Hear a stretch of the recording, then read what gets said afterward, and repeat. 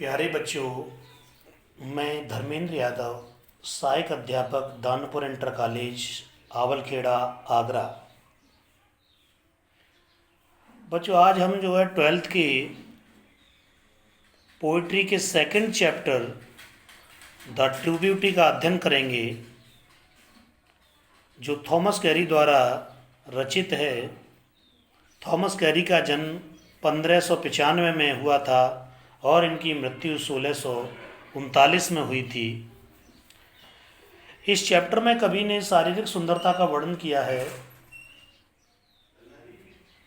और आध्यात्मिक सुंदरता का भी वर्णन किया है कवि ने। और कवि ने ये कहा है कि जो प्रेमी, एक ऐसा प्रेमी जो केवल शारीरिक सुंदरता से प्रेम करता है, वह प्रेमी जब शारीरिक सुंदरता नष्ट हो जाती है, जब धीमे धीमे कम हो जाती है, तो उसका प्रेम उस शारीरिक सुंदरता के प्रति स्थायी नहीं रहता। उसने आध्यात्मिक सुंदरता का वर्णन किया है, शारीरिक सुंदरता की तुलना में आध्यात्मिक सुंदरता का महत्व बताया है। Physical beauty is not to true beauty,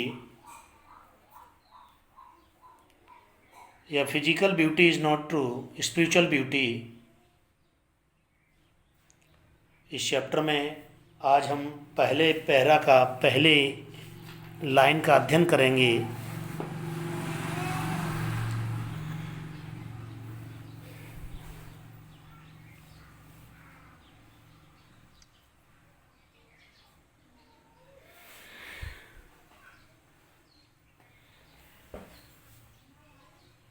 देखिए कवि क्या कहते हैं।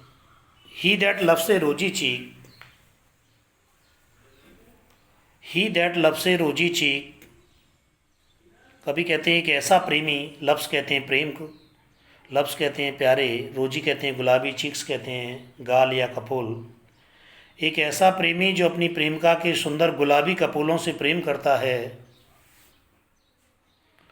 और ए ओरल लिप्स एडमायर, ओरल कहते हैं मूंगे जैसे, ओरल लिप्स कहते हैं मूंगे जैसे लाल होठ, एडमायर कहते हैं प्रशंसा करना, और उसके मूंगे जैसे लाल होठों की प्रशंसा करता है।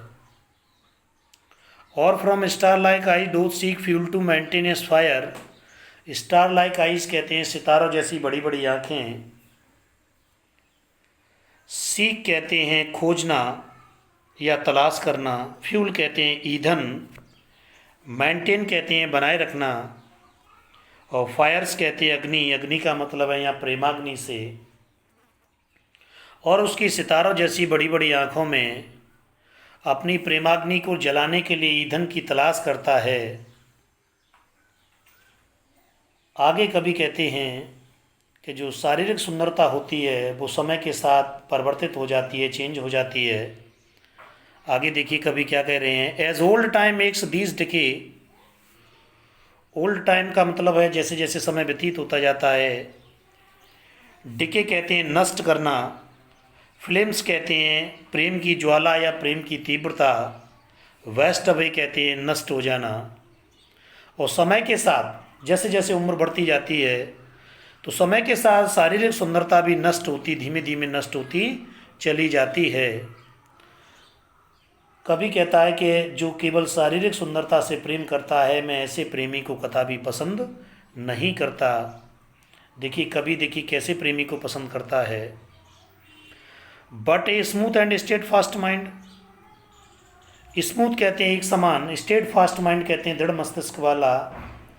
कभी कहते हैं कि मैं ऐसे प्रेमी को पसंद करता हूँ जो सदा एक समान रहने वाला हो, एंड स्टेट फास्ट माइंड दृढ़ मस्तिष्क वाला हो, अपनी प्रेमिका को समान प्रेम करने वाला हो, दृढ़ मस्तिष्क वाला हो, जेंटल थॉट्स उच्च विचारों वाला हो, एंड काल्म डिज़ायर और शांत इच्छाओं वाला हो।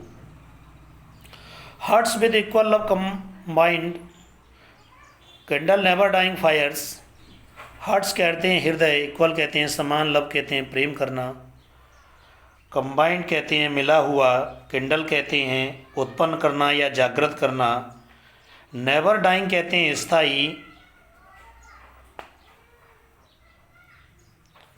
फायर्स कहते हैं प्रेमाग्नि। तो कवि कहता है कि वह अपनी प्रेमिका को प्रत्येक परिस्थिति में समान प्रेम करने वाला हो, मैं ऐसे प्रेमी को पसंद करता हूँ। Where these are not I डिस्पेस, जहाँ ये ऊपर वाली चीज़ें नहीं होती, आई डिस्पेस कहते हैं घृणा करना, तो मैं घृणा करता हूँ लवली चीक्स और लिप्स और आइज़, तो वहाँ मैं जो है प्यारे कपूलों से, होठों से और आँखों से घृणा करता हूँ। जहाँ पर स्थायी प्रेम नहीं होता या आध्यात्मिक सुंदरता के साथ प्रेम नहीं होता, तो वहाँ मैं सभी चीज़ों से घृणा करता हूँ। एक बार फिर हम इन लाइनों का अर्थ देखेंगे नीचे के पैरा का।